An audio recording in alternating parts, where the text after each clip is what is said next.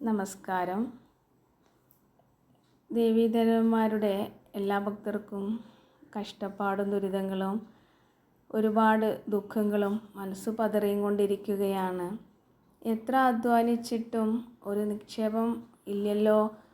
മറ്റുള്ളവർക്ക് എത്ര കഷ്ടപ്പെടുന്നു, എന്നാൽ ഫലം അവർക്കൊക്കെ ഉണ്ടല്ലോ. നമ്മൾക്ക് എന്താ ഇത്ര കഷ്ടപ്പെട്ടിട്ട് ഒരു ഫലമില്ലാത്തത് എന്നോ മനസ്സിങ്ങനെ വിഷമിച്ചും കൊണ്ടിരിക്കുകയാണ്.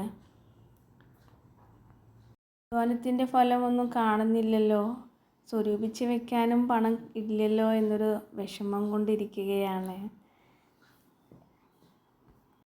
എത്രത്തോളം കഷ്ടപ്പെടുന്നോ അത്രത്തോളം ഫലം കണ്ടിരിക്കുന്നതാണ്. ദേവീദേവന്മാരുടെ അനുഗ്രഹത്താൽ ഉന്നതനിലയിലെത്തും എന്നു മനസ്സ് ഉറപ്പിക്കുന്നുണ്ട് എങ്കിലും എത്തുന്നില്ലല്ലോ എന്നൊരു വിഷമം കാണുന്നു.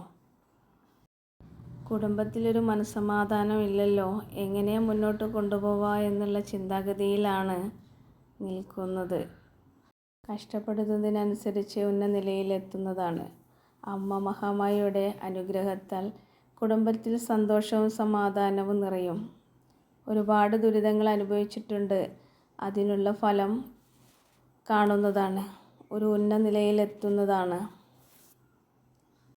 ദേവിയുടെ കടാക്ഷത്താൽ കുടുംബത്തിൽ സന്തോഷവും സമാധാനവും നിറയുന്നതാണ്.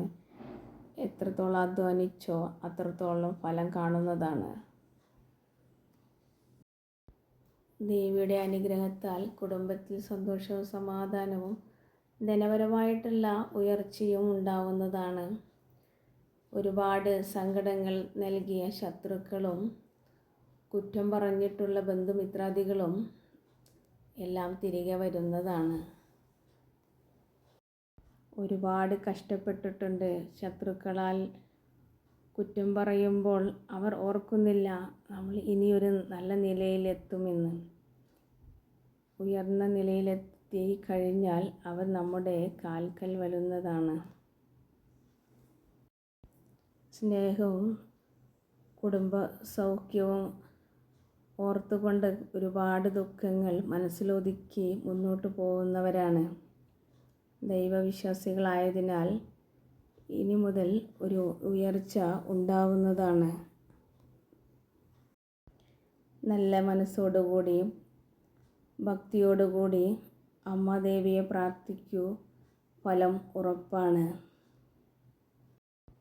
എന്താണോ മനസ്സിൽ ആഗ്രഹിച്ച് പ്രാർത്ഥിക്കുന്നത് ആ ആഗ്രഹം സഫലമാവുന്നതാണ്. ദേവി മഹാമായയുടെ എല്ലാ അനുഗ്രഹങ്ങളും കുടുംബത്തിൽ നിറഞ്ഞു നിൽക്കുവാൻ പ്രാർത്ഥിക്കുന്നു.